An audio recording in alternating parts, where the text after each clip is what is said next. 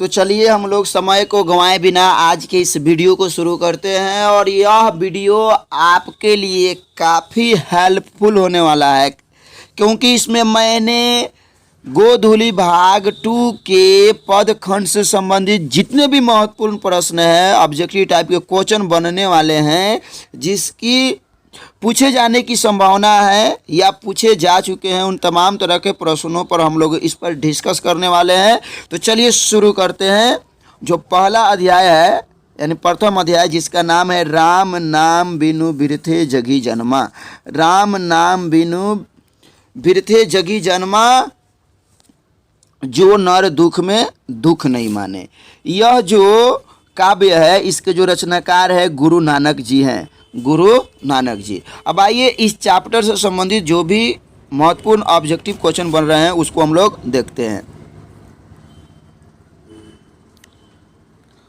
तो प्रस्तुत है आपके सामने आज का पहला क्वेश्चन। क्वेश्चन कह रहा है कि राम नाम बिनु बिरथे जगी जन्मा किस कवि की रचना है। इसमें कवि का नाम बताना है।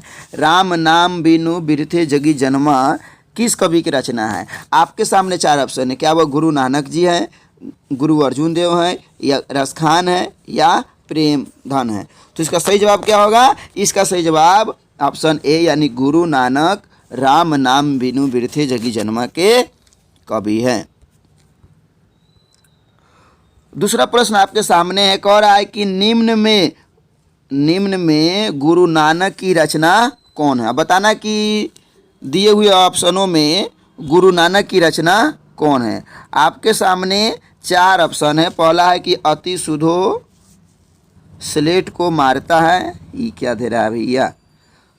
मोह असुआ नहीं ले बरसो, आ जो नर दुख में दुख नहीं माने, या स्वदेश। तो इसका सही जवाब क्या होगा? इसका सही जवाब होगा ऑप्शन नंबर सी, इसका सही जवाब होगा। मिलते हैं हम लोग अगले प्रश्न से। प्रश्न आपके सामने है। गुरु नानक के अनुसार किसके बिना जन्म व्यर्थ है। गुरु नानक जी किसके बिना जन्म को व्यर्थ माना है वो अपने काव्य के माध्यम से। क्या वो ऑप्शन ए है, बी है, या सी है, या डी? बताइए क्या होगा इसका सही जवाब। इसका सही जवाब क्या होगा? ऑप्शन नंबर डी, यानी गुरु नानक जी राम नाम के बिना जन्म को क्या माना है? व्यर्थ माना है, बेकार माना है। आगे बढ़ते हैं हम लोग। चौथा नंबर प्रश्न आपके सामने है। प्रश्न कह रहा है कि ब्रह्म का निवास कहाँ होता है। ब्रह्म का मतलब सत्य का निवास कहाँ होता है। क्या समुद्र में होता है, या काम क्रोधहीन व्यक्ति में, या सी स्वर्ग में? बताइए इसका सही जवाब क्या होगा। तो इसका सही जवाब क्या होगा? ऑप्शन नंबर बी, काम क्रोधहीन व्यक्ति, यानी वह व्यक्ति जिसमें काम क्रोध नहीं हो। काम क्रोध से जो व्यक्ति हीन हो उसी में ब्रह्म का निवास होता है, गुरु नानक जी का कहना है। 5वां प्रश्न आपके सामने है। प्रश्न कर रहा है कि गुरु कृपा की महत्ता का वर्णन किस कवि ने किया है। बताना है कि गुरु कृपा की महत्ता की वर्णन किस कवि ने किया है। क्या घनानंद ने किया है, रसखान ने किया है, या गुरु नानक ने किया है, या सुमित्रानंदन पंत ने किया है। तो सही जवाब क्या होगा? ऑप्शन नंबर सी, इसका सही जवाब होगा गुरु नानक जी। बढ़ते हम लोग अगले प्रश्न की ओर। प्रश्न पूछ रहा है कि गुरु नानक किस भक्ति धारा के कवि है। बताइए गुरु नानक किस भक्ति धारा के कवि है। क्या वो सगुण भक्ति धारा के थे, निर्गुण भक्ति धारा के थे, या सिख भक्ति धारा के थे, या किसी भी धारा के नहीं? बताइए इसका सही जवाब क्या होगा। तो 6 का सही जवाब क्या होगा? तो निर्गुण भक्ति। मैं आपको बता दूं कि 2 तरह के भक्ति की जो, अगर इसके भक्ति की अगर धारा की बात की जाए तो 2 तरह के इसका है। पहला है सगुण भक्ति और दूसरा क्या है? निर्गुण भक्ति। तो सगुण भक्ति का मतलब कि इसमें माना जाता है कि ईश्वर के जो रूप है, ठीक, उनका रंग है, उनका आकार है, हर चीज़ है। और निर्गुण में माना जाता है कि ईश्वर क्या है? निराकार है, ईश्वर का कोई रूप नहीं है, ईश्वर का कोई रंग नहीं है। इसको आप हमेशा याद रखेंगे। तो बढ़ते हैं हम लोग 7वें प्रश्न की ओर। बस एक ही वीडियो में पूरा पद खंड समाप्त करने वाले हैं। इससे बाहर एक भी क्वेश्चन नहीं रहेगा। तो ध्यान से पूरा अंत तक इस वीडियो को देखें और अधिक से अधिक कि इसको शेयर कीजिए कि बच्चे इसका फ़ायदा उठा लें, क्योंकि काफ़ी मशक्क़त के बाद मैं आपके लिए वीडियो बनाता हूँ। क्वेश्चन पूछ रहा है आपसे कि तलवंडी कहाँ था। तलवंडी बताइए, जहाँ गुरु नानक जी का जन्म हुआ था तलवंडी कहाँ था। क्या अविभाजित बंगाल में था, कि अविभाजित पाकिस्तान में, या वर्मा, या भूटान। बताइए इसका सही जवाब क्या होगा। तो इसका सही जवाब होगा अविभाजित पाकिस्तान में तलवंडी स्थित था, जहाँ पे गुरु नानक जी का जन्म हुआ था। मिलते हैं हम लोग अगले प्रश्न से। प्रश्न आपसे पूछ रहा है कि नानक के पिता का क्या नाम था। नानक के पिता का नाम बताइए, उनके पिता का क्या नाम था। क्या रविचंद था, या कालूचंद खत्री था, या गुरुदीप था। बताइए इसका सही जवाब क्या होगा। तो इसका सही जवाब क्या होगा, कालूचंद खत्री। आप याद रखिएगा, नानक जी के पिता का क्या नाम था, कालूचंद खत्री। और माता का नाम पूछे तो तृप्ता याद रखेंगे आप। माता का नाम पूछे तो तृप्ता इनके माता का नाम था। चलिए, अब आपसे पूछ रहा है कि तलवंडी को संप्रति क्या कहते हैं। यहाँ पर थोड़ा मिसिंग हो गया है। तलवंडी आप याद रखेंगे, तलवंडी को संप्रति माने और क्या कहा जाता है, उस स्थान को आज क्या कहा जाता है। क्या स्वर्ण मंदिर के लिए जाना जाता है, देवकुंड साहिब, या ननकाना साहिब, या पटना साहिब। बताइए। तो इसका सही जवाब क्या होगा। इसका सही जवाब हो जाएगा ननकाना साहिब, यानी ऑप्शन नंबर सी इसका सही जवाब होगा। मिलते हैं हम लोग आज के 10वें प्रश्न पर। और 10वां प्रश्न कह रहा है कि गुरु नानक का जन्म कब हुआ था। बताइए, गुरु नानक का जन्म क्या 1469 में हुआ था, 1569, 1669, या 1769। इसका सही जवाब क्या होगा। तो इसका सही जवाब होगा ऑप्शन नंबर ए, 1469 में गुरु नानक जी का जन्म हुआ था। 11वां प्रश्न पूछ रहा है कि गुरु नानक का जन्म स्थान कहाँ था। ये जन्म कहाँ लिया था, हम पहले बताएं आपको। क्या तलवंडी होगा, कि बनतली होगा, कि लड़काना होगा, कि चंडीगढ़। तो क्या होगा सही जवाब। हाँ, बिल्कुल ए नंबर, यानी तलवंडी गुरु नानक जी का जन्म स्थान था। बढ़ते हम लोग अगले प्रश्न की ओर। प्रश्न कर रहा है कि नानक की रचनाओं का संग्रह किसने किया। नानक की रचनाओं का संग्रह किसने किया। तो आप याद रखेंगे हमेशा अर्जुन देव। इसका उत्तर क्या हो जाएगा, अर्जुन देव। ऑप्शन हम लोग देख लेंगे। इसका सही जवाब क्या होगा, अर्जुन देव। अर्जुन देव ने क्या किया था, गुरु नानक की रचनाओं का संग्रह किया था। बढ़ते हम लोग अगले प्रश्न की तरफ। देखिए यहाँ पर 4 ऑप्शन है, कौन हो जाएगा सही जवाब। तो ऑप्शन नंबर सी, अर्जुन देव गुरु नानक की रचनाओं का क्या किया था, संग्रह किया था। काफ़ी इंपॉर्टेंट क्वेश्चन है। मिलते हम लोग अगले प्रश्न से। प्रश्न कह रहा है कि नानक साहब 1539 ईस्वी में किस धाम पर गए, यानी 1539 में आखिर क्या हुआ, ठीक बताना है इनको। तो आप जानते हैं कि 1539 में नानक साहब की मृत्यु हुई थी, उनका निधन हुआ था। तो आपके सामने 4 ऑप्शन है, मुंगेरा आश्रम, की बद्रिका आश्रम, की केदारा आश्रम, की वाह गुरु। तो इसका सही जवाब क्या होगा, वाह गुरु। जब नानक जी इस लोक से दूसरे लोक गए, यानी इस दुनिया से विदा लिए, तो उनके मुंह से क्या निकला, वाह गुरु निकला। ये भी सवाल पूछा जा सकता है। 14 नंबर प्रश्न में चलते हैं। 14 नंबर प्रश्न कह रहा है कि नानक देव जी की माता जी का क्या नाम था। बताइए, हम पहले ही बताए थे, क्या था, अर्पिता, की मुंद्री, की दीप्ति, की तृप्ता। सही जवाब क्या होगा, इसका सही जवाब होगा ऑप्शन नंबर डी। माता का क्या नाम था इनका, तृप्ता। मिलते हैं हम लोग अगले प्रश्न से। प्रश्न काफ़ी इंपॉर्टेंट है। अर्जुन देव ने नानक जी के संग्रह का नाम क्या दिया था, यानी अर्जुन देव, अभी हम लोग पढ़ रहे कि वो गुरु नानक के रचनाओं का संग्रह किया था, कि क्या नाम रखा गया उसका, ग्रंथ रखा गया, कि गुरु ग्रंथ साहिब रखा गया, कि पुराण रखा गया, कि वेद रखा गया। क्या होगा सही जवाब इसका, तो इसका सही जवाब होगा ऑप्शन नंबर बी, यानी गुरु ग्रंथ साहिब नाम रखा गया उसका। 16 नंबर आपसे पूछ रहा है कि अर्जुन देव सिखों के गुरु थे, कौन से नंबर के गुरु थे। बताइए, सिखों के कौन से गुरु के नंबर थे। इसको थोड़ा हम छोटा करते हैं, चारों ऑप्शन आप देख सकें। तो 4 ऑप्शन आपके सामने, प्रथम थे, कि द्वितीय, कि पांचवें, या छठे। बताइए इसका सही जवाब क्या होगा। तो इसका सही जवाब होगा ऑप्शन नंबर सी। पांचवें याद रखेंगे, पांचवें गुरु थे अर्जुन देव। बढ़ते हम लोग अगले प्रश्न की ओर।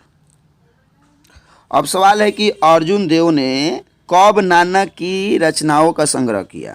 ठीक, 1504 में किया कि 1604 में कि 1704 में कि 1804 में, बताइए 17 का सही जवाब क्या होगा। तो आप हमेशा याद रखेंगे ऑप्शन नंबर बी 1604। 1604 में उन्होंने उनके रचनाओं का संग्रह किया।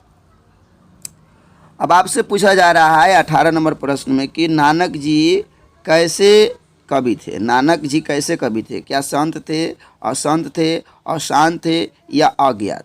क्या होगा इसका सही जवाब। इसका सही जवाब होगा ऑप्शन नंबर ए, यानी नानक जी एक संत कवि थे। मिलते हैं हम लोग प्रश्न नंबर 19 से। प्रश्न कह रहा है कि गुरु नानक किस युग के कवि थे। बताइए गुरु नानक किस युग के कवि थे। क्या वह प्रथम युग के कवि थे, पारा युग के कवि थे, प्राच युग के कवि थे या मध्यम युग के कवि थे। इसका सही जवाब क्या होगा। तो इसका सही जवाब होगा ऑप्शन नंबर ए, यानी प्रथम युग के कवि थे। ऑप्शन ए इसका सही जवाब हो जाएगा। 20वां प्रश्न कह रहा है कि जो सुख दुख को समान माने, नानक की नज़र में वो क्या है। बताइए जो सुख को और दुख को एक समान ही माने, यानी सुख में इतराए नहीं और दुख में घबराए नहीं। बताइए वो क्या होगा। वो दानव होगा कि मानव होगा। बताइए ये दोनों में से ऑप्शन चुन लीजिए आप, क्या होगा। तो इसका सही जवाब क्या होगा। हाँ बिल्कुल आप सही जा रहे हैं। इसका जवाब क्या होगा, मानव नानक की नज़र में सही इंसान है। आगे बढ़ते हैं। आपसे पूछ रहा है कि किससे मुक्ति मिलती है, प्रसाद से कि हरि प्रसाद से कि हरि तप से कि यज्ञ से। गुरु नानक जी बताइए, आप पढ़े होंगे तो बता सकते हैं। तो इसका सही जवाब क्या होगा, option number B, Hari Prasad से नानक जी बताए हैं कि मुक्ति मिल सकती है। प्रसाद का मतलब भगवान का रस, हरि रस। चलिए अभी आइए गया रस से संबंधित प्रश्न। किस रस को नानक ने घोल कर पी लिया है। बताइए कि नानक लीन भयो गोविंद सा जो पानी संग पानी, आप पढ़े होंगे। बताइए तो किस घोल को उन्होंने पी लिया है, सोम रस को कि शक्ति रस को कि हरि रस को कि पादप रस को। हाँ तो सही जवाब क्या होगा, हरि रस। सही जवाब क्या होगा, ऑप्शन सी इसका सही जवाब हो जाएगा। हरि रस को उन्होंने घोल कर पी लिया है। आपसे पूछ रहा है कि गुरु ग्रंथ साहिब किस संप्रदाय का पवित्र ग्रंथ है। बताइए गुरु ग्रंथ साहिब क्या वह हिंदुओं का पवित्र ग्रंथ है, बौद्धों का है, जैनियों का है या सिखों का है। सही जवाब क्या होगा, हाँ बिल्कुल ऑप्शन नंबर डी इसका सही जवाब होगा। सिखों का पवित्र ग्रंथ का नाम है गुरु ग्रंथ साहिब। आपसे पूछा जा रहा है कि राम नाम के बिना वाणी कैसी हो जाती है। राम नाम के बिना, यानी आप राम के नाम नहीं लेते हैं तो आपका वाणी कैसी हो जाती है। गुरु नानक जी के अनुसार क्या अमृत के समान हो जाता है कि सुधा के समान, क्या ये दोनों में से कोई नहीं होगा। आप याद रखेंगे कि राम नाम के बिना गुरु नानक जी बताए हैं कि जो वाणी है वह विष के समान हो जाती है। बढ़ते हैं हम लोग, हाँ यहाँ पर ऑप्शन देख सकते हैं आप। 25वां प्रश्न कर रहा है कि रही रास किसकी रचना है। रही रास बताना है आपको। जो रही रास रचना है किसकी रचना है, गुरु गोविंद सिंह की है, गुरु नानक जी की है कि नानक जी या घनानंद। इसका सही जवाब क्या होगा, इसका सही जवाब होगा ऑप्शन नंबर बी, इसका सही जवाब होगा गुरु नानक। मिलते हैं, यह सीरीज का आखिरी क्वेश्चन था इस चैप्टर का और हम लोग अब दूसरे चैप्टर की ओर बढ़ते हैं। तो आप लोग लाइक करते रहिए और चैनल को सब्सक्राइब कीजिए अगर अभी तक नहीं किए होंगे, ताकि जो भी हो वो आप तक पहुँचे और एकदम आप मैट्रिक में जाकर नैया डोलाए, आपका परचम लहरे। तो चलिए हम लोग आगे बढ़े।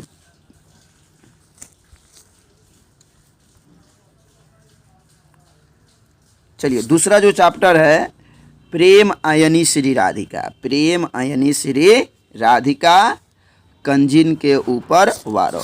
यह जो काव्य है, यह जो पद है, इसके जो रचनाकार है रसखान जी है। आप याद रखेंगे रसखान के बारे में कुछ जानकारी। यह श्रृंगार काल के कवि है। कौन काल, श्रृंगार काल के कवि हैं। श्रृंगार काल का दूसरा नाम क्या है, तो आप याद रखेंगे श्रृंगार काल का दूसरा नाम है रीतिकाल। रीतिकाल आप याद रखेंगे। चलिए अब हम लोग शुरू करते हैं इस चैप्टर से जो भी इम्पोर्टेंट सवाल बनता है। सवाल पहला है कि रसखान किस काल के कवि थे, बताइए। आ ही गया, क्या वो रीतिकाल के हैं कि आदिकाल कि मध्यकाल या आधुनिक काल। सही जवाब क्या होगा, ऑप्शन ये इसका सही जवाब होगा। बढ़ते हम लोग दूसरे प्रश्न की तरफ। प्रश्न आपसे पूछ रहा है कि रसखान दिल्ली के बाद कहाँ चले गए। रसखान दिल्ली के बाद कहाँ चले गए, क्या वो बनारस चले गए, और देखते हैं ऑप्शन क्या क्या दिया हुआ है। क्या ब्रजभूमि चले गए कि महारैली रौली चले गए या हस्तिनापुर चले गए, बताइए इसका सही जवाब क्या होगा। तो इसका सही जवाब होगा ऑप्शन नंबर बी, इसका क्या हो जाएगा सही जवाब, वो ब्रजभूमि चले गए।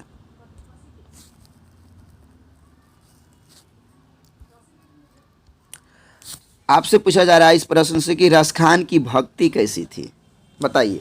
ये सगुण भक्ति के कवि थे कि निर्गुण भक्ति या नवगुण या सहस्र गुण, बताइए। तीन का सही जवाब क्या होगा, तो आप याद रखेंगे सगुण भक्ति। कौन भक्ति, सगुण भक्ति। नानक जी को पूछे तो निर्गुण, रसखान पूछे तो सगुण, आप याद रखेंगे। बढ़ते हैं अगले प्रश्न की तरफ।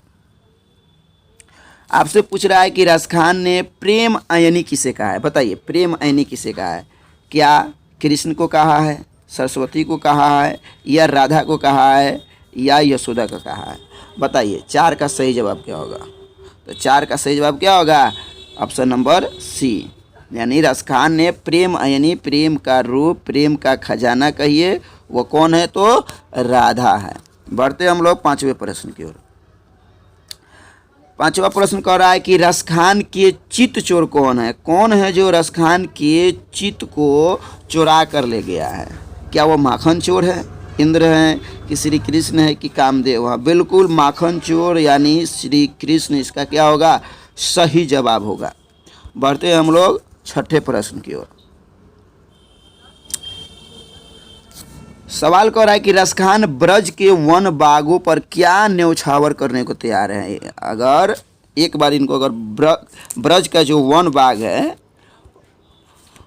उनमें जाने को उनको मौका मिल जाए तो ये कौन चीज़ त्याग सकते हैं, बताइए। सैकड़ों स्वर्ण का महल त्याग सकते हैं, या और ऑप्शन भी देख लेते हैं कि सैकड़ों इंद्रलोक की तीनों लोक या स्वर्ग लोक। तो इस काव्य में तीनों लोक छोड़ने की बात की गई है, इसका सही जवाब क्या हो जाएगा ऑप्शन सी, इसका सही जवाब होगा। बढ़ते हम लोग अगले प्रश्न की तरफ। प्रश्न कह रहा है आपसे कि प्रेम अयनी श्री राधिका के कवि कौन थे, तो कौन हो जाएगा, गुरु नानक कि गुरु अर्जुन देव रसखान, बताइए। इसका आप कमेंट में जवाब दीजिए, इसका सही जवाब क्या होगा। रसखान ने राधिका को क्या कहा है, क्या प्रेम पंथ कहा है, कि प्रेम रोग कहा है, कि प्रेम पदार्थ कहा है, या प्रेम प्रसंग कहा है, क्या कहा है, बताइए। तो इसका सही जवाब क्या होगा ऑप्शन ए, प्रेम पंथ कहा है। मिलते हैं हम लोग नौवें प्रश्न से। नौवां प्रश्न कह रहा है कि रसखान के अनुसार प्रेम का खजाना कौन है, बताइए। पहले भी हम बताए थे, क्या राधा है, कृष्ण है, कि गोपिया है, कि गायें हैं। सही जवाब क्या होगा, तो सही जवाब होगा ऑप्शन ए, राधा को प्रेम का खजाना कवि ने कहा है। सवाल आपसे पूछ रहा है कि रसखान ने साक्षात प्रेम स्वरूप किसे माना है, प्रेम का साक्षात स्वरूप किसे माना है। क्या राधा को माना गया है या कृष्ण को माना गया, बोलिए। दो ऑप्शन ही आपको हम देते हैं, क्या होगा इसका सही जवाब। तो इसका सही जवाब होगा प्रेम का अगर स्वरूप कहे तो कृष्ण मारिएगा। ठीक, आगे बढ़ते हैं। देखिए ऑप्शन यहाँ पर दिया हुआ था कृष्ण, गोपिया, गोवाल, तो क्या हो जाएगा ऑप्शन बी, इसका सही जवाब हो जाता। मिलते हम लोग अगले प्रश्न से। प्रश्न आपसे कह रहा है कि रसखान के प्रीतम कौन है, प्रीतम यानी प्यारे, इनके प्यारे कौन है, आनंद है, कि राधा है, कि नंद किशोर, कि मोहन पिता। तो इसका सही जवाब क्या हो जाएगा नंद किशोर। नंद किशोर को ही कृष्ण कहते हैं, कृष्ण को ही हम नंद किशोर कहते हैं। चलिए आगे बढ़ते हैं।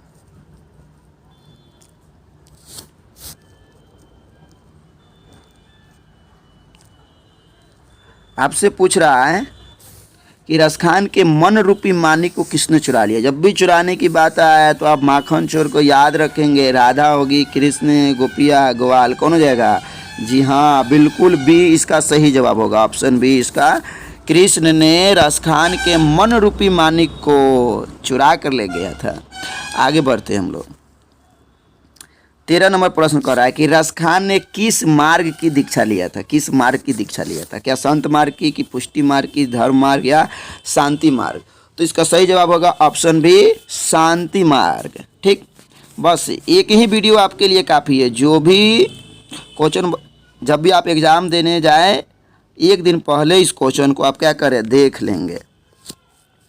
चलिए, आपसे पूछ रहा है कामरी का क्या अर्थ है। कामरी, कामरी का क्या अर्थ है? क्या लाठी है? देखते हैं और ऑप्शन क्या दे रहा है। चलिए, आपके सामने 4 ऑप्शन है। क्या डंडा है, कि कंबल होगा, या कमर होगा? बोलिए इसका सही जवाब क्या होगा। तो इसका सही जवाब होगा ऑप्शन सी। ठीक, आप याद रखेंगे इसका अर्थ क्या होता है, कंबल। चलिए, या अरु तेरी लटकी कमरिया करके है ना। चलिए आगे बढ़ते हैं। आपसे पूछ रहा है कि प्रेम वाटिका एवं सुजान रसखान किसकी कृति है। क्या वह तुलसी की है, मीरा की है, जयदेव की है, या रसखान की? सही जवाब क्या हो जाएगा? ऑप्शन डी इसका सही जवाब हो जाएगा। बढ़ते हम लोग अगले प्रश्न की ओर। बताइए, काफ़ी स्टैटिक क्वेश्चन है। नंदलाल का व्यक्तित्व कैसा है? बताइए, उनकी पर्सनालिटी बताना है। व्यक्तित्व उनका कैसा है नंदलाल जी का? क्या लघु है, कि सूक्ष्म है, या विराट है, या अज्ञात है? बोलिए इसका सही जवाब क्या है? इसका सही जवाब हो जाएगा ऑप्शन सी, यानी नंदलाल का व्यक्तित्व कैसा है, तो विराट है। चलिए, आपसे पूछ रहा है कि ब्रज भूमि के प्रति रसखान की क्या धारणा है। क्या वो श्रद्धा प्रकट करते हैं, अविश्वास प्रकट करते हैं, कि स्वप्न या अगाध श्रद्धा? तो यहाँ पर स्वप्न धारणा है, एकदम स्वप्न में वो खोए हुए हैं। आगे बढ़ते हैं। 18 आपसे कह रहा है कि श्री कृष्ण की सुविधा के लिए सदा कौन तत्पर रहती है। बताइए, श्री कृष्ण की सुविधा के लिए सदा कौन तत्पर रहती है? देखते हैं हम लोग ऑप्शन क्या क्या दिया हुआ है। तो ऑप्शन आप पढ़ सकते हैं 8 सिधिया, 9 मिथिया हो गया। यहाँ पर आप याद रखेंगे 9 निधिया, कि ऑप्शन सी दोनों, कि सभी गलत है। तो इसका सही जवाब क्या हो जाएगा? ऑप्शन सी दोनों, यानी 8 सीधी और 9 निधि। आप याद रखेंगे 8 सीधी और 9 निधि, यह श्री कृष्ण की सुविधा के लिए तत्पर रहती है। आगे बढ़ते हैं हम लोग। 19 नंबर प्रश्न कर रहा है कि कृष्ण का रंग कैसा है। क्या वह काला है, गोरा है, कि प्रेम पूरित है, या भावपूरित है? ठीक, बताइए, उनका रंग बताना है। तो ऑप्शन सी इसका सही जवाब हो जाएगा, प्रेम पूरित। यानी काला गोरा से मतलब नहीं, वो प्रेम के रंग है। प्रेम बरन नंद को याद होगा। चलिए 20 नंबर प्रश्न की ओर चलते हैं। और क्वेश्चन कह रहा है कि कवि ने राधा कृष्ण की प्रेम वाटिका का क्या माना है। राधा कृष्ण प्रेम वाटिका के क्या है? ये क्या माली है, कि मालिन है, कि माली और मालिन है, कि सभी गलत है? बोलिए इसका सही जवाब क्या होगा। तो इसका सही जवाब होगा ऑप्शन सी, इसका सही जवाब होगा ऑप्शन सी, माली और मालिन माना है। चलिए आगे बढ़ते हैं।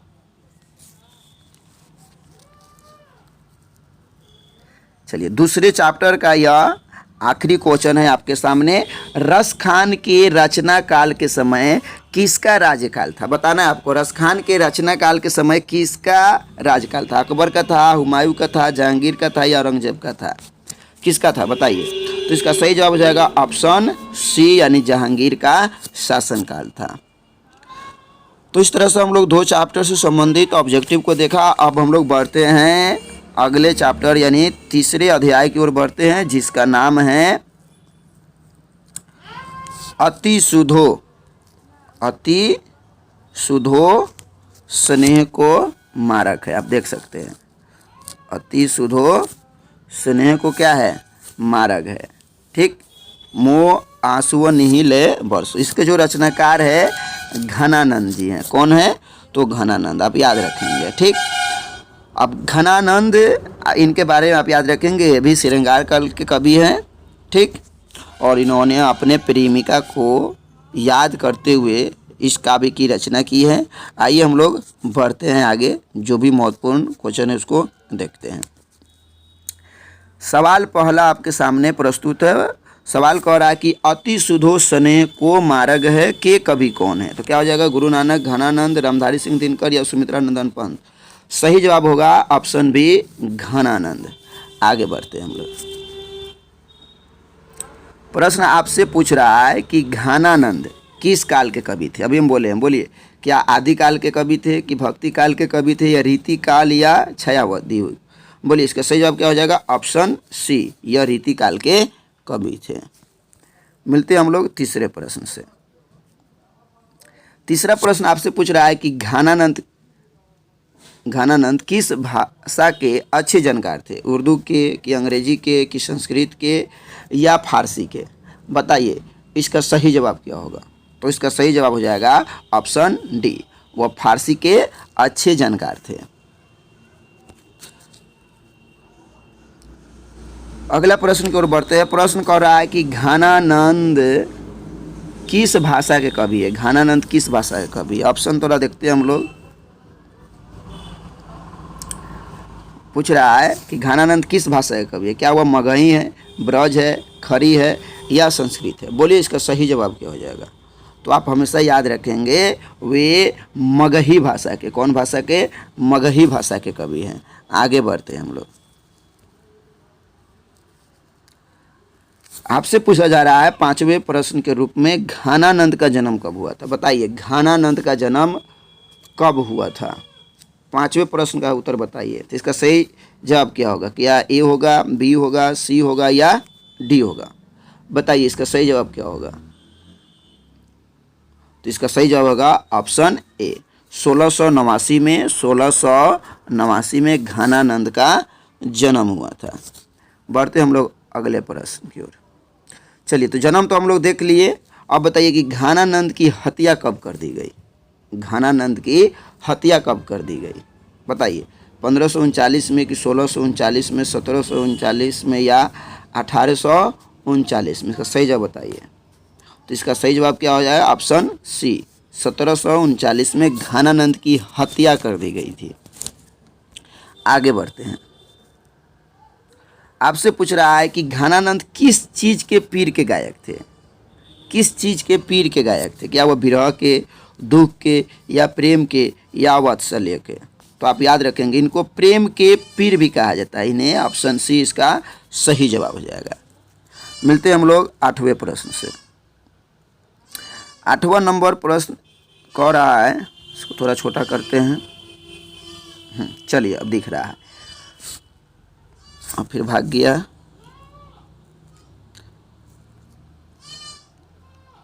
चलिए, आपसे पूछा जा रहा है कि घनानंद के अनुसार प्रेम का मार्ग कैसा है? क्या अत्यंत सीधा है, कि सरल है, कि अत्यंत सीधा एवं सरल है, कि सभी गलत है? बताइए इसका सही जवाब क्या होगा? तो इसका सही जवाब क्या हो जाएगा? अत्यंत सीधा है एवं सरल है, क्योंकि कहा गया अति सुधो स्नेह को मार्ग है। आगे बढ़ते हैं हम लोग।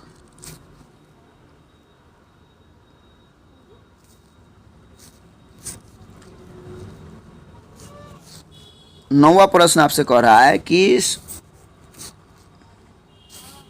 सवैया और घनाक्षरी के लिए प्रसिद्ध रचनाकार निम्नलिखित में से कौन है? सवैया और घनाक्षरी के लिए क्या मीराबाई है, तुलसीदास है, या कबीरदास, या घनानंद? तो सही जवाब क्या हो जाएगा? इसका ऑप्शन नंबर डी। आप याद रखेंगे सवैया और घनाक्षरी के लिए काफ़ी फेमस कवि, प्रसिद्ध कवि है आपके घनानंद जी। 10वें प्रश्न की ओर बढ़ते हैं। 10वां प्रश्न आपसे पूछ रहा है कि सुजान कौन थी? बताइए, क्या वह कवि थी, या रंगकर्मी थी, या नर्तकी थी, या रानी थी? बताइए इसका सही जवाब क्या हो जाएगा? तो इसका सही जवाब क्या हो जाएगा? वह नर्तकी थी, जिससे सुजान रसखान क्या करते थे? प्रेम करते थे। यानी सुजान जब भी कहे तो आप याद रखेंगे वह क्या थी? नर्तकी थी, जिससे रसखान प्रेम करते थे। चलिए, आपसे पूछा जा रहा है कि प्रेम मार्ग के पथिक को प्रेम मार्ग पर चलते समय किस चीज़ की आवश्यकता नहीं रहती है? बताइए, किस चीज़ की आवश्यकता है? जो प्रेम के मार्ग पर चलता है उसको कौन चीज़ की आवश्यकता नहीं रहती है? क्या लाठी चाहिए? लाठी चाहिए क्या भैया? नहीं चाहिए। भाले की? नहीं। जूते की या चतुराई की? बोलिए, कौन चीज़ की आवश्यकता नहीं रहती है? 11 का जवाब बताइए। तो इसका कौन चीज़? चतुराई की। लाठी भाला की बात इसमें नहीं की गई है, इसमें बताई गई है चतुराई आप कीजिएगा तो प्रेम के मार्ग पे आगे नहीं बढ़ सकते हैं। चलिए, आपसे सवाल पूछ रहा है कि कवि ने परजन्य किसे कहा है? कवि ने परजन्य किसे कहा है? देखते हैं इसका ऑप्शन क्या क्या दे रहा है। बताइए, कवि ने परजन्य किसे कहा है? क्या कृष्ण को कहा है, कि सुजान को कहा है, कि बादल को कहा है, या हवा को कहा है? बताइए, 12 का सही जवाब क्या हो जाएगा? तो 12 का सही जवाब क्या हो जाएगा? बादल। बादल को इन्होंने क्या किया है? परजन्य कहा है। ठीक, तो इस चैप्टर से भी हम लोग जो भी महत्वपूर्ण क्वेश्चन बनने वाले थे उस पर हम लोग डिस्कस किए। अब बढ़ते हम लोग अगले अध्याय यानी चौथे अध्याय की ओर बढ़ते हैं, जिसका नाम है स्वदेशी। स्वदेशी, और इसके जो रचनाकार है बद्री नारायण चौधरी प्रेमधन, यानी प्रेमधन के नाम से ये ज़्यादा फेमस है।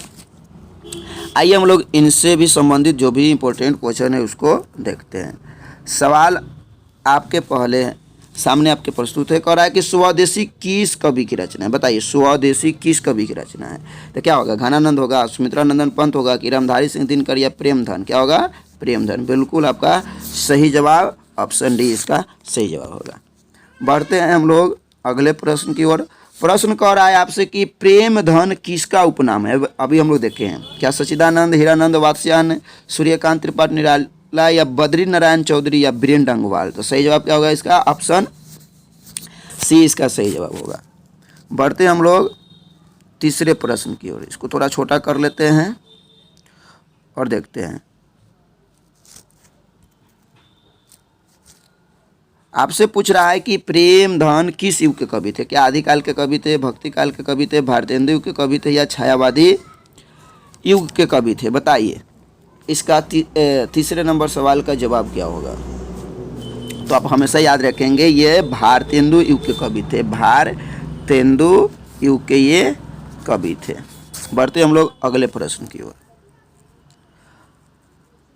अगला प्रश्न कह रहा है कि कवि प्रेमधन के अनुसार भारत में आज कौन सी वस्तु दिखाई नहीं पड़ती? इसमें बताया गया है, कवि ने बताया है कि हर चीज़ क्या हो गया है? विदेशी हो गया है। इसमें स्वदेशी अपनाने के लिए जोर दिया गया। आप याद रखेंगे, स्वदेशी इसलिए नाम रखा गया है। स्वदेशी अपनाइए, विदेशी का कीजिए भगाइए। आपको याद है ना, असहयोग आंदोलन के समय भी यही नारा दिया गया था। तो बताइए, क्या आज चीज़ दिखाई नहीं दे रहा है कवि को? क्या भारतीयता दिखाई नहीं दे रहा है, कि कदाचारिता दिखाई नहीं दे रहा है, पत्रकारिता दिखाई नहीं दे रहा है, या अंग्रेजी भाषा? तो सही जवाब क्या हो जाएगा? भारतीयता। यानी कवि को भारतीयता जो है वह दिखाई नहीं दे रहा है। आगे बढ़ते हैं हम लोग। चलिए, आपसे पूछ रहा है कि आजकल भारत के लोग किस भाषा में बोलना अधिक पसंद करते हैं? बताइए, कौन भाषा होगा? हिंदी। हिंदी से तो लोग घृणा हो रहा है। मातृभाषा अंग्रेजी। तो अधिकतर लोग आज कौन भाषा बोलना पसंद कर रहे हैं? तो अंग्रेजी भाषा क्या हो रहा है? पसंद कर रहे हैं। भारतीयता कुछ ना दिखा तो अपनी भाषा से लोग है घृणा, इसमें बताया गया है। चलिए, छठे प्रश्न की ओर बढ़ते हैं। छठा प्रश्न कह रहा है कि इन दिनों भारत के बाजार किन वस्तुओं से भरा पड़ा है? आप जाइए मार्केट में, निकलिए कभी, आपको कौन सा वस्तु अधिकतर दिखाई देगा? क्या चीनी दिखाई देगा, कि पाकिस्तानी, की विदेशी, की अफगानी? तो आप देखिएगा अधिकतर जो माल क्या हो गया है, हाट बाट सब क्या हो गया है? विदेशी हो गया है। अब भारतीयता कुछ हो ना दर्शात भारत में, कवि का कहना है। आइए, सवाल आपसे पूछा हुआ है कि भारत के लोग को अब क्या भाने लगा है, क्या अच्छा लगने लगा है, वही सवाल पूछ रहा है। देखते हैं इसका ऑप्शन क्या दे रहा है। ऑप्शन आपके सामने 4 ऑप्शन है, इसको देखते हैं। कह रहा है क्या विदेशी रहन सहन भाने लगा है, देसी घी भाने लगा है, कि परदेशी की आतंक? तो क्या भाने लगा है? इसमें बताया गया है कि अब विदेशी रहन, चाल ढाल सब क्या हो गया है? विदेशी हो गया है। आप याद रखेंगे। चलिए बढ़ते हैं हम लोग अगले प्रश्न की ओर। प्रश्न आपसे पूछ रहा है 8वां प्रश्न कि प्रेमधन का जन्म 1855 ईस्वी में हुआ था, तो कहाँ हुआ था? 1855 में याद रखेंगे आप, हुआ था तो बताइए कहाँ हुआ था। 8वें प्रश्न का जवाब बताइए। तो इसका सही जवाब हो जाएगा ऑप्शन नंबर ए, मिर्ज़ापुर में इनका जन्म हुआ था। मिर्ज़ापुर कहाँ है तब याद रखेंगे, उत्तर प्रदेश। उत्तर प्रदेश के मुख्यमंत्री कौन है अभी? योगी आदित्यनाथ। चलिए बढ़ते हैं हम लोग। प्रश्न आपसे पूछ रहा है कि प्रेमधन की मृत्यु कब हुई? क्या 1911 में हुई, 1922 में हुई, 1933 में हुई या 1944 में? बताइए इसका सही जवाब क्या होगा। प्रेमधन की मृत्यु कब हुई? तो इसका आप याद रखेंगे ऑप्शन ए इसका सही जवाब होगा। 1911 में प्रेमधन की क्या हुई थी? मृत्यु हुई थी। मिलते हैं हम लोग अगले प्रश्न से। प्रश्न कह रहा है कि प्रेमधन की पठित रचना का क्या नाम है? बताइए क्या विदेशी है कि स्वदेशी है कि पश्चाताप है या पद्मावती? यह आपके लिए छोड़ रहे हैं, बताइए इसका सही जवाब क्या होगा। 10वां प्रश्न का जवाब बताइए, कमेंट में दीजिए जल्दी। चलिए हम लोग बढ़ते हैं 11 नंबर प्रश्न की ओर। 11 नंबर प्रश्न थोड़ा बड़ा है। कह रहा है कि किस देश में हिंदू, मुस्लिम और ईसाई को देखकर पहचान करना क्या हो गया है? मुश्किल हो गया है। बताइए किस देश? तो बात कहाँ की हो रही है? आपके सामने 4 ऑप्शन है, देखिए। कि आप पाकिस्तान में देखकर नहीं पहचान सकते, कि बांग्लादेश में, कि भारत में, कि चीन में? अपने देश की बात हो रही है। यानी इसका जवाब क्या होगा? सही जवाब होगा ऑप्शन सी, भारत। चलिए आपसे पूछ रहा है कि भारतीय लोग अब कैसे कपड़े पहनना पसंद करते हैं? जब भी पसंद आ रही बात, तो क्या देसी पश्चिमी सभ्यता के, कि आधुनिक फैशन के, कि पुराने पहनावे यानी धोती कुर्ता, कौन चीज़ लोग पहनना पसंद करता है? बताइए। तो इसका सही जवाब थोड़ा आप लोग कमेंट में बताइए।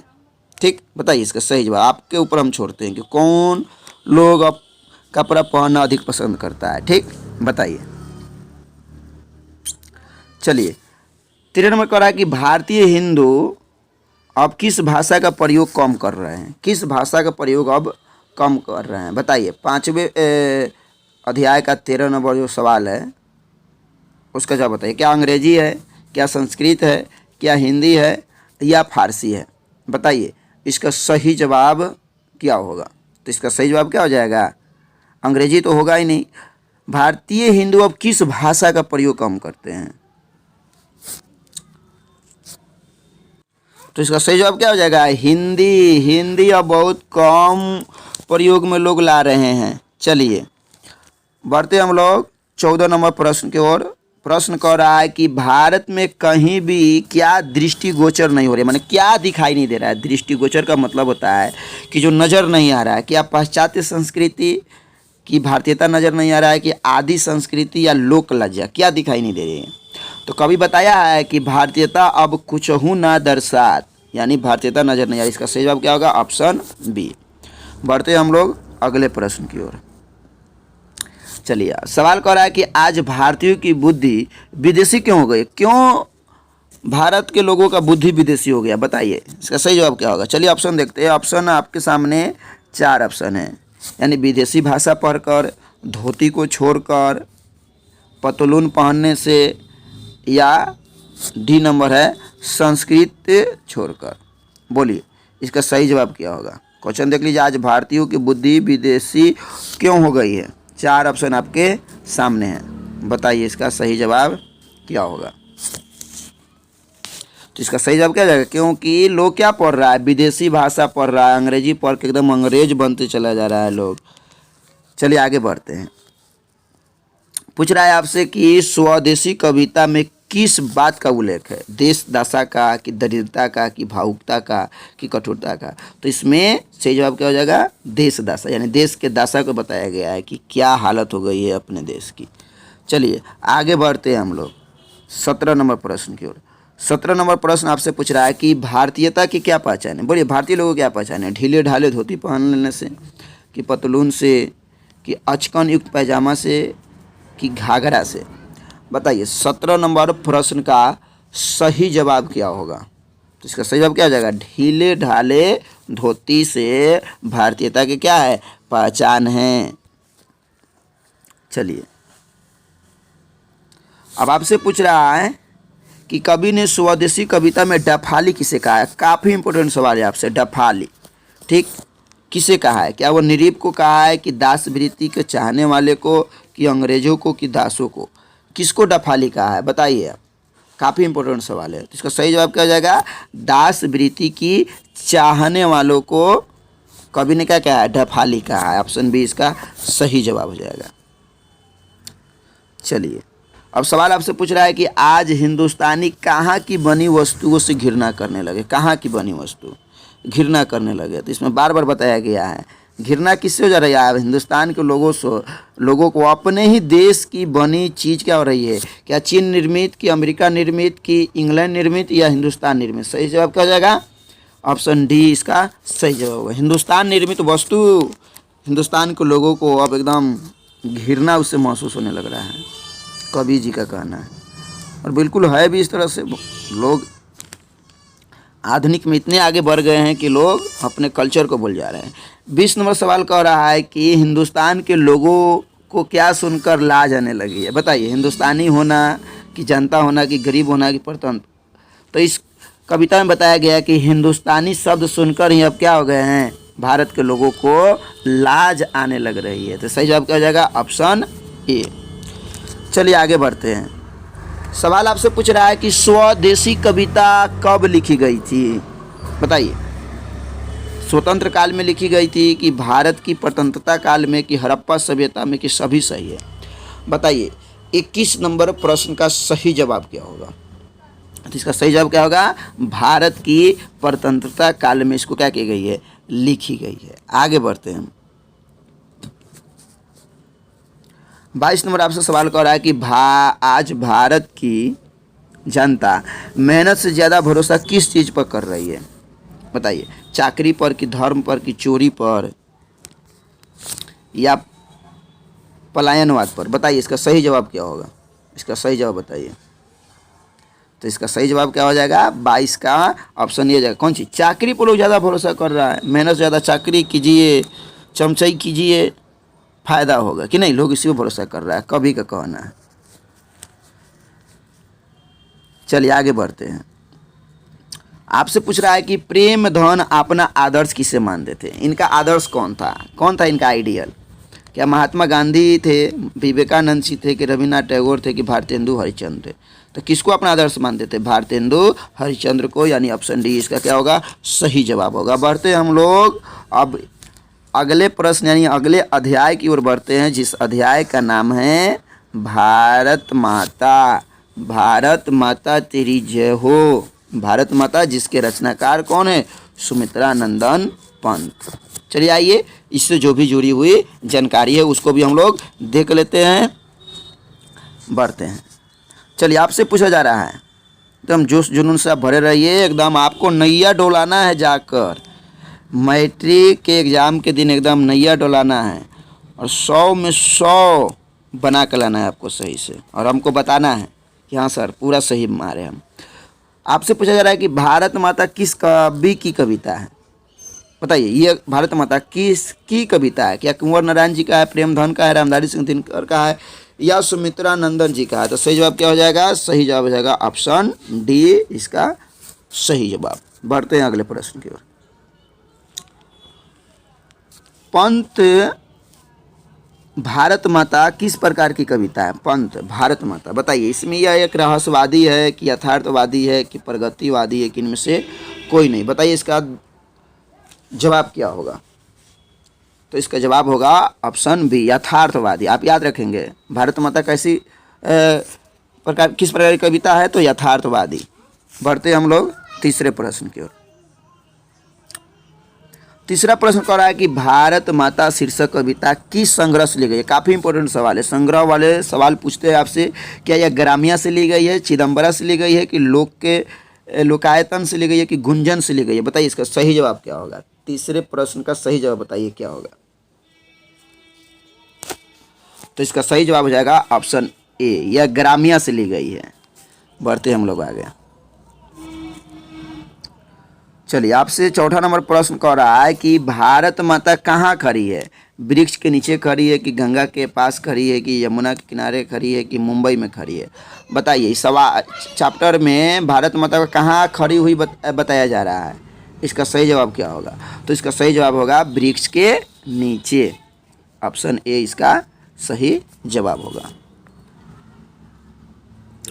चलिए, 5वां नंबर प्रश्न काफ़ी लंबा है, देखते हैं इसको।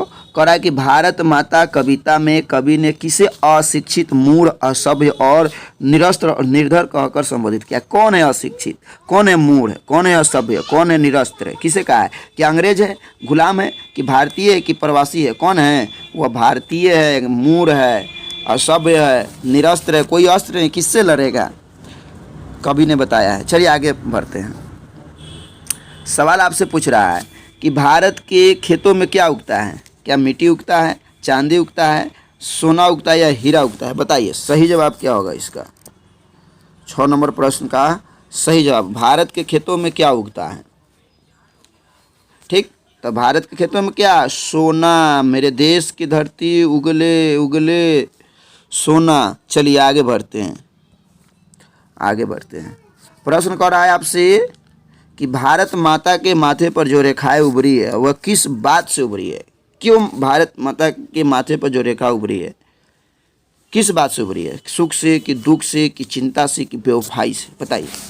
7 का सही जवाब बताइए। तो 7 का सही जवाब क्या जाएगा? चिंता से। चिंता से भारत के माथे पर क्या हो जाए? रेखाएं उभर गई है। चलिए आगे बढ़ते हैं। सवाल कहा जा रहा है कि भारत माता पर किसने अधिकार जमा लिया है? बताइए। विदेशियों ने, स्वदेशियों ने, कि अपनों ने, कि मेघों ने? किसने अधिकार जमा रखा है? बताइए। 8 का सही जवाब क्या होगा? तो आप कौन? विदेशी ना है। विदेशी का क्या है? भारत माता पर क्या किया है? अधिकार जमा लिया है। उस समय की बातें बताई जा रही है कि जब अपना भारत क्या था? गुलाम था, अंग्रेज के चुंगल में फंसा हुआ था। आइए हम लोग बढ़ते हैं। कह रहा है कि गंगा यमुना का जल भारत माता के क्या है? क्या आँख है, आंसू है, शरीर है या मैल है? बोलिए। गंगा यमुना को जो आप जल दिख रहे हैं, या कभी उस जल को किस रूप में देखता है भारत माता के? या आँख है, आंसू है, शरीर है, या तो सही जवाब क्या आ जाएगा? आंसू है। वह कौन चीज़ है? आंसू है। बढ़ते हैं आगे हम लोग। पूछ रहा है आपसे कि भारत माता का आंचल कैसा हो गया है? बताइए। स्वच्छ है, कि कीचड़ से सना हुआ है, कि धूल धूसरित है? तो इसमें क्या बताया गया है? धूल धूसरित। आप याद रखेंगे। इसका सही जवाब क्या हो जाएगा? धूल धूसरित। बढ़ते हैं हम लोग 11 नंबर की ओर। 11 नंबर प्रश्न आपसे कह रहा है कि भारत माता का आंचल क्या है? सती वस्त्र है, ऊनी वस्त्र है, या रेशमी वस्त्र है, या श्याम खेत? तो इसमें आप याद रखेंगे श्याम खेत, यानी श्यामल खेत ही उनका क्या है? हरा हरा आंचल को ही आंचल माना जाएगा, लेकिन वो क्या है? धूल धूसरित है। आगे बढ़ते हैं। अब आपसे सवाल पूछ रहा है, काफ़ी इंपॉर्टेंट सवाल है, कि भारत माता कहाँ निवास करती है? शहरों में, कि देवालय में, मंदिरों में, कि ईस्ट इंडिया के ऑफिसों में, कि गाँव में? बताइए। तो सही जवाब क्या हो जाएगा? भारत माता गाँव में बसती है। भारत गाँवों का देश है। चलिए आगे बढ़ते हैं। सवाल आपसे पूछा जा रहा है कि प्रस्तुत कविता जब लिखी गई उस समय भारत की आबादी कितनी थी? उस समय आबादी कितनी थी? क्या 1.25 करोड़ थी, 30 करोड़ थी, 1 करोड़, या सभी सत्य? बताइए। 13 का जवाब क्या होगा? ठीक, तो आप याद रखेंगे। ठीक, यानी उस समय लगभग आबादी थी 1 करोड़, या 30 करोड़, या 1.25 करोड़। चलिए, इसमें 30 कोटि, आप कविता पढ़ेंगे तो उसमें बताया गया है कि 30 कोटि नगन तन, यानी 30 करोड़ आबादी बताई गई है। चलिए आगे बढ़ते हैं हम लोग। आपसे पूछा जा रहा है कि छायावाद के आधार स्तंभों में प्रमुख नाम किसका है? क्या रामधारी सिंह दिनकर है, कि सुभद्रा कुमारी चौहान, या सुमित्रा नंदन पंत? तो सही जवाब क्या हो जाएगा? ऑप्शन सी इसका सही जवाब होगा। बढ़ते हैं हम लोग अगले प्रश्न की ओर। चलिए, पंत किस वाद के प्रवर्तक थे? काफ़ी इंपॉर्टेंट सवाल है आपके लिए। क्या छायावाद के प्रवर्तक है, भक्तिवाद के प्रवर्तक है, कि रौद्र रस या विभत्स रस? बताइए। तो इसका सही जवाब क्या हो जाएगा? ऑप्शन ए, यानी छायावाद के क्या थे? प्रवर्तक माने जाते हैं सुमित्रा नंदन पंत। आपसे पूछ रहा है कि भारत माता शीर्षक कविता में किसका मानवीकरण किया गया? भारत का किया गया है कि भारतीयता का किया गया है कि भारतीयों का या अंग्रेजों का? बताइए 16 का सही जवाब क्या होगा? तो इसमें कौन चीज़ का? भारत का। किसका किया गया है? भारत का मानवीकरण किया गया है। ऑप्शन ए इसका सही जवाब होगा। बढ़ते हैं हम लोग। कह रहा है कि भारत माता कविता में भारत का कैसा चित्र प्रस्तुत किया गया? आदर्श कि काल्पनिक कि यथा तथ्य, किन में से कोई नहीं? बोलिए कैसा रूप बताया गया है? तो आप याद रखेंगे यथार्थवाद यानी यथा तथ्य। ठीक, चलिए आगे बढ़ते हैं हम लोग। सवाल आपसे कह रहा है जातीय अस्मिता की दृष्टि से इतिहास का प्रवाह कैसा है? क्या विच्छिन्न है, अविच्छिन्न है कि विच्छिन्न और अविच्छिन्न दोनों? बताइए इसका सही जवाब क्या होगा? तो इसका सही जवाब क्या हो जाएगा? ऑप्शन सी विच्छिन्न और अविच्छिन्न क्या है? दोनों है। चलिए मिलते हैं हम लोग अगले प्रश्न से। प्रश्न कह रहा है कि भारत माँ के श्रेष्ठ मुख की तुलना कवि ने किससे की है? सूर्य से की है कि कंचन से की है कि पुष्प से की है कि छाया युक्त चंद्र से की है? बताइए इसका सही जवाब क्या होगा? 19 का सही जवाब बताइए क्या होगा? तो इसका सही जवाब क्या हो जाएगा? छायायुक्त चंद्र के समान। किसके? छायायुक्त चंद्र के समान बताया गया है। तो इस तरह से हम लोग इस चैप्टर को भी देख लिया। अब बढ़ते हम लोग अगले चैप्टर की ओर यानी 6ठे अध्याय की ओर। अध्याय का नाम है जनतंत्र का जन्म। जनतंत्र का जन्म। इस चैप्टर से तो हमेशा सवाल आते हैं। जिसके राइटर कौन है, कवि कौन है? रामधारी सिंह दिनकर, जिन्हें राष्ट्र कवि भी कहा जाता है। जन्म कहाँ हुआ था? अपने बिहार के। चलिए बढ़ते हैं आगे। सवाल आपसे पूछ रहा है कि जनतंत्र का जन्म के कवि कौन है? कुंवर नारायण है, रामधारी सिंह दिनकर है, प्रेमधन है या सुमित्रा नंदन पंत? सही जवाब बताइए। सही जवाब इसका बिना रुके हुए आज चलना है, एकदम महा मैराथन सीरीज की तरह। कौन जाएगा सही जवाब? इसका सही जवाब हो जाएगा ऑप्शन बी। इसका क्या होगा? सही जवाब होगा। बढ़ते हम लोग अगले प्रश्न की ओर। चलिए कह रहा है कि दिनकर के काव्य का मूल स्वर क्या है? मेन मोटो क्या है इनका? मूल स्वर बताइए। क्या वो जो राष्ट्रीय चेतना है, श्रृंगार है कि प्रकृति और सौंदर्य? ठीक है, सही जवाब क्या होगा? ऑप्शन ए यानी ओज और राष्ट्रीय चेतना है दिनकर के काव्य का मूल स्वर। बढ़ते हम लोग तीसरे प्रश्न की ओर। तीसरा प्रश्न कह रहा है कि जनतंत्र में कवि के अनुसार राजदंड क्या होंगे? क्या ढाल और तलवार होगा, फूल और भौरे होंगे, फावरे और हल होंगे या बाघ और भालू होगा? बताइए इसका सही जवाब क्या होगा? ठीक, तो इसका सही जवाब क्या हो जाएगा? ऑप्शन सी फावरे और क्या होगा? हल होगा जनतंत्र के कवि के अनुसार राजदंड। चलिए आगे बढ़ते हैं हम लोग। चौथा प्रश्न कह रहा है कि कवि के अनुसार जनतंत्र के देवता कौन है? बताइए जनतंत्र जो है, लोकतंत्र जिसे कहते हैं, उसका देवता कौन है? नेता है कि शिक्षक है कि किसान मजदूर है कि मंत्री है? बताइए कवि के अनुसार किसे बताया गया है जनतंत्र का देवता? तो 4 का सही जवाब क्या होगा? 4 का सही जवाब होगा ऑप्शन सी यानी किसान मजदूर ही क्या है? जनतंत्र के असली देवता है। आगे बढ़ते हैं। आपसे पूछ रहा है कि भारत सरकार ने दिनकर को कौन सा अलंकरण प्रदान किया था? कौन सा पुरस्कार दिया था? पद्मश्री, भारत रत्न, अशोक चक्र या पद्म विभूषण? बताइए इसका सही जवाब क्या होगा? तो इसका सही जवाब हो जाएगा ऑप्शन डी, पद्म विभूषण से भारत सरकार ने रामधारी सिंह दिनकर को सम्मानित किया है। आगे बढ़ते हैं हम लोग।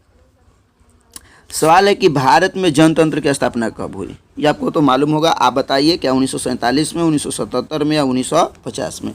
आप बताइएगा ऑप्शन में। आपके लिए छोड़ते हैं इसको, कमेंट में बताइए सही जवाब क्या होगा इसका। कह रहा है कि भाषा सम्राट निम्नलिखित में से किसे कहा जाता है? बताइए भाषा सम्राट रामधारी सिंह दिनकर को, सुमित्रा नंदन पंत को या सूर्यकांत त्रिपाठी निराला को, या सभी गलत है? तो आप याद रखेंगे इन्हें भाषा सम्राट भी कहा जाता है रामधारी सिंह दिनकर को। बढ़ते हम लोग आगे। कह रहा है सिमरिया घाट का संबंध है किससे? यह सिमरिया जहाँ कवि का क्या हो रहा है? जन्म हो रहा है। पंत से कि दिनकर से कि गांधी से कि जयप्रकाश से? सही जवाब क्या हो जाएगा? ऑप्शन बी इसका सही जवाब होगा। दिनकर से सिमरिया घाट का संबंध है। बढ़ते हैं हम लोग आगे। सवाल कर रहा है कि जनतंत्र का जन्म किसके द्वारा रचित है? दिनकर है कि पंत है कि नागार्जुन है कि विद्यापति? सही जवाब क्या हो जाएगा? Option A.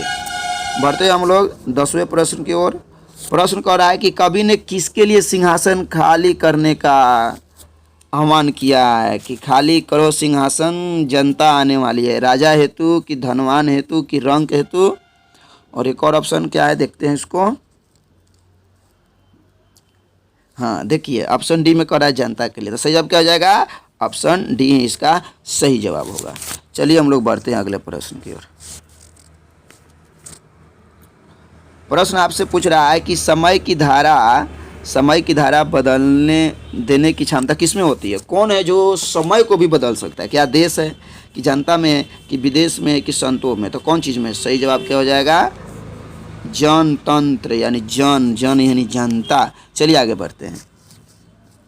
12 कह रहा है कि जनतंत्र में स्वामी कौन है? बताइए कौन है स्वामी? प्रजा। इसका सही जवाब क्या हो जाएगा? प्रजा ही क्या है? स्वामी है। बढ़ते हैं आगे। 13 नंबर सवाल कर रहा है कि जब जनता की भ्रिकुटी क्या हो जाती है? टेढ़ी होती है, तब क्या होता है जब जनता की भ्रिकुटी टेढ़ी हो जाती है? बताइए क्या होता है? दर्द शुरू होता है कि खुशी की लहर दौड़ने लगती है कि क्रांति का आरंभ हो जाता है कि सभी गलत है? क्या हो जाएगा? जब जनता की भ्रिकुटी अगर टेढ़ी हो गई तो आप समझिए कि अब क्रांति का आरंभ होने वाला है, रामधारी जी का कहना है। चलिए आगे बढ़ते हैं। कह रहा है कि ओज एवं राष्ट्रीय चेतना का स्वर प्रदान करने वाला कवि कौन है? पंत है, तुलसी है, कबीर है या डी? इसमें ऑप्शन क्या होगा? रामधारी सिंह दिनकर। आप याद रख लीजिएगा, इसका सही जवाब क्या हो जाएगा? रामधारी सिंह दिनकर। देखते हैं चौथा में जरूर दिया होगा। हाँ देखिए, बिल्कुल दिया हुआ है दिनकर। तो इसका सही जवाब क्या हो जाएगा? दिनकर जी। चलिए आगे बढ़ते हैं हम लोग। चलिए आपसे पूछा जा रहा है कि जनतंत्र का दूसरा नाम क्या है? क्या राजतंत्र कह सकते हैं, सामंतवाद या पूंजीवाद या प्रजातंत्र? यानी प्रजा माने भी जनता। चलिए इसका सही जवाब क्या जाएगा? Option D. बढ़ते हम लोग 16वें प्रश्न की ओर। 16वां प्रश्न कह रहा है कि दिनकर किस कृति के लिए ज्ञानपीठ पुरस्कार मिला? बताइए दिनकर को किस कृति के लिए ज्ञानपीठ पुरस्कार मिला है? आप याद रखेंगे कौन से काव्य के लिए इनको ज्ञानपीठ पुरस्कार मिला है? रश्मि रथी के लिए, संस्कृति के 4 अध्याय के लिए कि उर्वशी के लिए या रेणुका के लिए? ये चारों आप याद रखेंगे। ये चारों कृति किसकी है? तो रामधारी सिंह दिनकर। लेकिन किसके लिए ज्ञानपीठ पुरस्कार मिला था? बताइए सही जवाब क्या होगा? तो सही जवाब इसका हो जाएगा ऑप्शन सी, उर्वशी के लिए इनको ज्ञानपीठ पुरस्कार मिला था। बढ़ते हम लोग इस चैप्टर के आखिरी क्वेश्चन से। क्वेश्चन कह रहा है कि मिट्टी की अबोध मूर्ति कौन है? अबोध कौन है? नेता है कि जनता है कि अधिकारी है, मंत्री? इसमें अधिकतर कौन चीज़ के बारे में बात की गई है? आप याद रखेंगे जनता को अबोध बताया गया है। नेता उसका भरपूर क्या कर रहा है? आज के नेता फायदा उठा रहा है। चलिए हम लोग अगले अध्याय की ओर बढ़ते हैं और अध्याय हमारा अब शुरू हो रहा है 7वां, जिसका नाम है हिरोशिमा। हिरोशिमा क्या है? जापान का एक शहर है। जापान का क्या है? एक शहर है जहाँ पर एक एक नहीं बल्कि 2-2 परमाणु बम, एटम बम गिराया गया। एक कहाँ आपको याद होगा, याद रखेंगे 1945 में आपको पढ़ना है। कहाँ कहाँ? हिरोशिमा में और नागासाकी में। नागासाकी में अमेरिका द्वारा, किसके द्वारा? अमेरिका द्वारा बम गिराया गया। आइए देखते हैं उसी विभत्स को हिरोशिमा नामक के शीर्षक से कवि सच्चिदानंद हीरानंद वात्स्यन, यानी इनका पुकार का नाम क्या है? अज्ञेय। ठीक, अज्ञेय आप याद रखेंगे, इन्होंने इस काव्य की रचना की है। आइए हम लोग इससे जुड़ी सवाल को देखते हैं। सवाल आपके सामने पहला प्रेजेंट है कि हिरोशिमा के कवि कौन है? क्या रामधारी सिंह दिनकर है, कुंवर नारायण है, सच्चिदानंद वात्स्यन अज्ञेय है कि जीवनानंद दास? बोलिए सही जवाब क्या हो जाएगा? यानी ऑप्शन सी इसका क्या होगा? सही जवाब होगा। बढ़ते हम लोग दूसरे क्वेश्चन की तरफ। पूछ रहा है आपसे कि अज्ञेय किसका उपनाम है? ए होगा कि बी होगा कि सी होगा कि डी होगा? सही जवाब क्या होगा? ऑप्शन ए इसका सही जवाब होगा। एकदम यही क्वेश्चन, कोई शक नहीं, पूरा आप देख लीजिए और एकदम जाकर नैया डुला कर आइए, आपका ही राज होगा। अगर आप देखते हैं तो चलिए आगे बढ़ते हैं। चलिए अभी आपसे पूछ ही दिया कि हिरोशिमा कहाँ है, बताइए जापान में कि म्यांमार में कि कोरिया में कि चीन में, कहाँ है? तो सही जवाब क्या हो जाएगा? ए, जापान में। चलिए बढ़ते हैं हम लोग चौथे प्रश्न की ओर। चलिए सवाल पूछ रहा है कि हिरोशिमा कविता में सूरज की संज्ञा किसे दी गई? किसे सूरज कहा गया है? क्या जापान बम को कि अणु बम को? और ऑप्शन देख लेते हैं, ऑप्शन क्या दिया हुआ है कि हाइड्रोजन बम को या रडार को। तो सही जवाब क्या हो जाएगा? अणु बम। अणु बम को क्या कहा गया? सूरज। वह सूरज जो प्राकृतिक नहीं है, मानव के द्वारा रचा हुआ, वह सूरज मानव को ही क्या किया? भस्म बना दिया, राख बना दिया। अब पूछ रहा है कि अज्ञ किस से काव्य धारा के कवि है? क्या रहस्यवाद के हैं, छायावाद के हैं, नकीनवाद के हैं या प्रयोगवाद के हैं? बताइए 5 का सही जवाब क्या होगा? तो आप याद रखेंगे अज्ञ प्रयोगवाद के कवि है। किस धारा के कवि है? प्रयोगवाद। बढ़ते हम लोग अगले प्रश्न की ओर। प्रश्न कह रहा है कि किस काव्य संकलन के प्रकाशन से हिंदी में नई हवा के झोंके आए? क्या तार सप्तक, हरी घास पर क्षण भर कि चक्रवाल कि इन दिनों? बताइए 6 का सही जवाब क्या होगा? 6 का सही जवाब तो क्या होगा? तार सप्तक। कौन चीज़? सप्तक, तार सप्तक। चलिए आगे बढ़ते हैं। आपसे पूछा जा रहा है कि अज्ञ किस काल के प्रमुख कवि है? भक्ति होगा कि प्राचीन होगा कि आधुनिक होगा कि स्वर्ण होगा? क्या होगा इसका सही जवाब?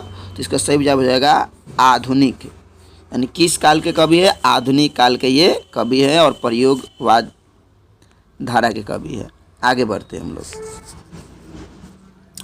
पूछ रहा है आपसे कि हिरोशिमा में क्या हुआ? क्या हुआ? अणुबम विस्फोट हुआ। अरे मार दीजिए नहीं ना, अणुबम क्या हुआ? विस्फोट हुआ। क्या देखते हैं दूसरा ऑप्शन? चलिए आगे बढ़ते हैं। आपसे पूछ रहा है कि हिरोशिमा कविता में किसका सजीव चित्रण हुआ है? किसका सजीव चित्रण किया गया? बम का कि मानवीय भीविष्का का? टैंक का कि तलवार का? यानी मानवीय भीविष्का का। उसके डर को, जब बम विस्फोट हुआ था तो क्या हालत हुआ, उसी को दर्शाया गया है। चलिए आगे बताते हैं।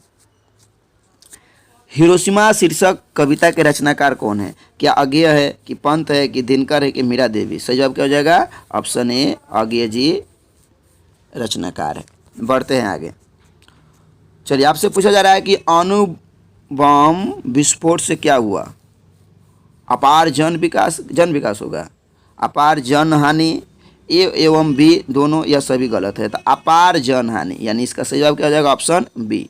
बहुत जान माल दोनों की क्षति हुई थी। आगे बढ़ते हैं। अब सवाल है कि अणुबम किसने बनाया? तो मानव का रचा हुआ सूरज मानव को ही क्या किया? निगल गया। तो किसके द्वारा वो रचा होगा? क्या दानव ने रचा है? ऑप्शन देख लेते हैं। दानव ने कि मानव ने कि महर्षियों ने कि जानवरों ने? सही जवाब क्या जाएगा? ऑप्शन बी, मानव का ही रचा हुआ वह अणुबम है। आगे बढ़ते हैं। आपसे पूछा जा रहा है कि हिरोशिमा पर बम किसने गिराया? किसने गिराया हिरोशिमा पर बम? कोरिया ने गिराया कि चीन ने गिराया कि अमेरिका ने? बताए हैं अभी आपको। सही जवाब क्या जाएगा? ऑप्शन सी, यानी अमेरिका ने क्या किया था? बम गिराया था विश्व युद्ध के दौरान। आपको मालूम है प्रथम विश्व युद्ध कब हुआ था? तब याद रखेंगे 1914 से 1918 और दूसरा 1939 से 45 तक द्वितीय विश्व युद्ध हुआ था। चलिए बढ़ते हैं आगे। पूछ रहा है आपसे कि हिरोशिमा में मानव की साक्षी क्या है? क्या आज मानव का साक्षी क्या बचा हुआ है? बताइए। मानव द्वारा गिराए गए अणुबम कि वहाँ की स्थापत्य कला कि शांति स्तूप कि परमाणु संयंत्र? बताइए इसका सही जवाब क्या होगा? तो इसका सही जवाब क्या हो जाएगा?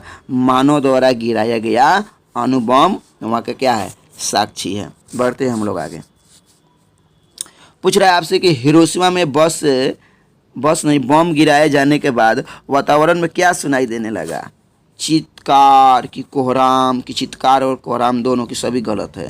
तो जब बम गिराया गया तो चारों तरफ चित्कार और कोहराम सुनाई देने लगा था। आगे बढ़िए। प्रश्न कह रहा है कि जब बम गिरा तब लोग क्या करने लगे। देखिए ये भी सवाल पूछ सकता है कि जब बम गिरा तो लोग क्या करने लगे। ऑप्शन देखते हैं, ऑप्शन क्या क्या दे रहा है। ऑप्शन दे रहा है कि लोग सोने लगे, रोने लगे, हंसने लगे, जान बचाने भागने लगे। तो क्या सही जवाब है इसका? ऑप्शन डी, यानी बिल्कुल लोग जान बचाने के लिए इधर उधर क्या होने लगे, भागने लगे। बढ़ते हैं आगे। कह रहा है कि कौन कल्याणकारी भाव रखता है? कौन? सूर्य कि बम कि विज्ञान कि शिला? बोलिए 17 का सही जवाब बताइए। कौन कल्याणकारी भाव रखता है? कौन हो जाएगा? सूर्य। सूर्य तो कल्याण करता है, लेकिन यहाँ पर जो बम है वह बम क्या कर रहा है? मानव को बर्बाद करके रख दे रहा है। चलिए हम लोग बढ़ते हैं अगले प्रश्न की ओर। प्रश्न आपसे कह रहा है कि हिरोशिमा का मूल अस्तित्व मिटा दिया किसने? सूरज ने कि अणु बम ने कि वैज्ञानिकों ने कि प्रगति ने? तो किसने? अणु बम ने। अणु बम ने क्या किया? हिरोशिमा का मूल अस्तित्व क्या किया? मिटा दिया। ऑप्शन बी इसका सही जवाब हो जाएगा। चलिए काफ़ी इंपॉर्टेंट सवाल है, बताइए अज्ञेय जी का जन्म कब हुआ था? अज्ञेय का जन्म कब हुआ था? 1910 में, 11 में, 12 में या 13 में? बोलिए इसका सही जवाब क्या हो जाएगा? 19 नंबर सवाल का सही जवाब क्या होगा? तो इसका सही जवाब क्या हो जाएगा? Option B. ऑप्शन बी इसका क्या हो जाएगा? 1911 में अज्ञेय का जन्म हुआ था। बढ़ते हम लोग इस चैप्टर के आखिरी सवाल, जो कि 2018 में पूछा हुआ था। कह रहा है कि हिरोशिमा कविता किसका चित्रण करती है? ठीक, प्राचीन सभ्यता एवं खुशहाली का, आधुनिक सभ्यता के विकास का, प्राचीन सभ्यता के मानवीय भविष्य का, कि आधुनिक सभ्यता की दुर्दांत मानवीय भविष्य का? तो इसका ऑप्शन क्या हो जाएगा? डी इसका सही जवाब होगा। आधुनिक सभ्यता की दुर्दांत मानवीय भविष्य को यह दर्शाया है, बताया है। तो चलिए हम लोग आज के इस सीरीज के 9वें अध्याय, जिसका नाम है हमारी नींद, हमारी नींद, इसके जो रचनाकार है बीरेन डंगवाल जी, इनसे संबंधित जो भी ऑब्जेक्टिव टाइप के क्वेश्चन बनने वाले हैं उनको हम लोग देख लेते हैं। एकदम ये सवाल देखिए और आप जाकर अपना झंडा लहराइए, झंडा गाड़ दीजिए बिहार बोर्ड में। एक ही वीडियो में सारा ऑब्जेक्टिव मैंने लिया है। तो चलते हैं पहले क्वेश्चन की तरफ इस चैप्टर से। क्वेश्चन आपके सामने है कि हमारी नींद के रचयिता कौन है? सुमित्रा नंदन पंत की बीरेन डंगवाल या रामधारी सिंह दिनकर या कुंवर नारायण? बताइए इसका सही जवाब क्या होगा? सही जवाब क्या हो जाएगा? ऑप्शन बी, यानी बीरेन डंगवाल इसका सही जवाब होगा। बढ़ते हम लोग अगले प्रश्न की ओर।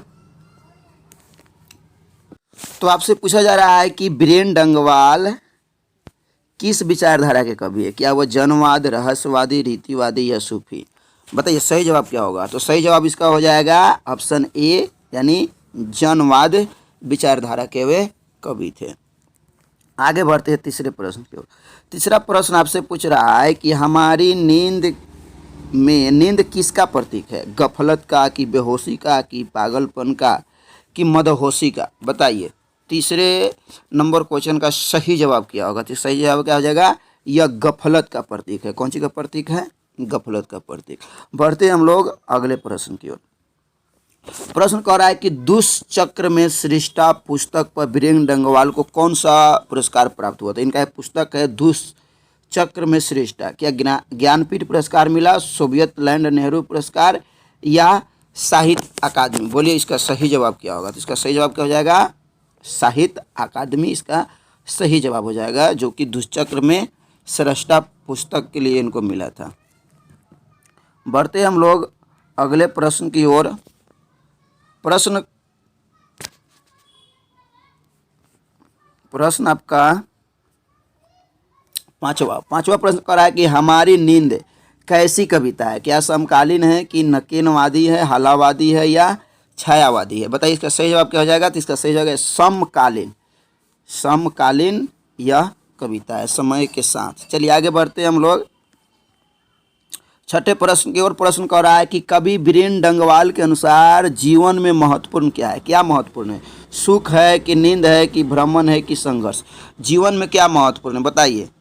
तो जीवन में सबसे महत्वपूर्ण कौन है इनके अनुसार? डी होना ही चाहिए। संघर्ष जीवन में क्या है? सबसे महत्वपूर्ण। जो जितना संघर्ष करेगा, आप संघर्ष कर रहे हैं, आप भी आगे बढ़िएगा। चलिए हम बढ़ते हैं आगे। 7वां नंबर प्रश्न आपसे पूछ रहा है कि वीरेंद्र डंगवाल की काव्य की भाषा कैसी है? आधुनिक है कि खड़ी बोली है कि देसी पाठ्य ठाठ युक्त कि सभी गलत है? बताइए इसका सही जवाब क्या होगा? तो 7 का सही जवाब क्या जाएगा? देसी ठाठ युक्त, एकदम देसी ठाठ युक्त इनकी भाषा है।